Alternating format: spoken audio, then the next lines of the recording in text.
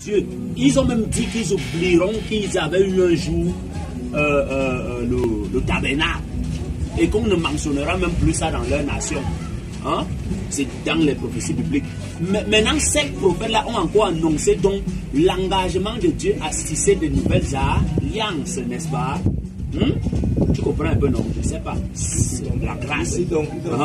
Par le Saint-Esprit, cette fois-là, n'est-ce pas, non?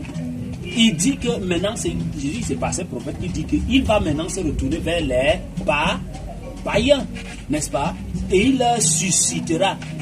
Et c'est pourquoi tous les prophètes là, ils ont dit que c'est Jésus-Christ, n'est-ce pas, la descendante de David, n'est-ce pas, qui sera, n'est-ce pas, le sauveur. Dans Jérémie 33, il est dit clairement comme ça, et ces trois alliances sont maintenues. Il dit qu'il va susciter des serviteurs, n'est-ce pas, non, au milieu d'autres nations. Et là, je parle donc, est-ce que, parce que Dieu a laissé ces peuples charnels dont il les met tant et il voulait, n'est-ce pas, non, qu'ils reviennent à lui, est-ce qu'ils n'existent plus? Ils existent et ils sont bien vivants devant nous. Et par contre, par conséquent, tu veux dire que leur promesse reste encore valide jusqu'au retour. Jusqu'au retour de Christ. Leur affaire est toujours là.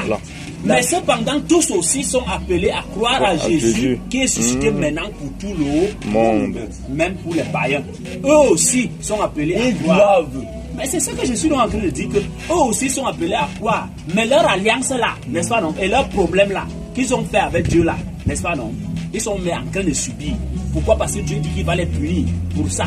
Ils sont même... Bon, je vais leur poser une question. Est-ce que maintenant, précisément, ce que je veux savoir, est-ce que la terre promise reste ce qu'elle a toujours été autrefois?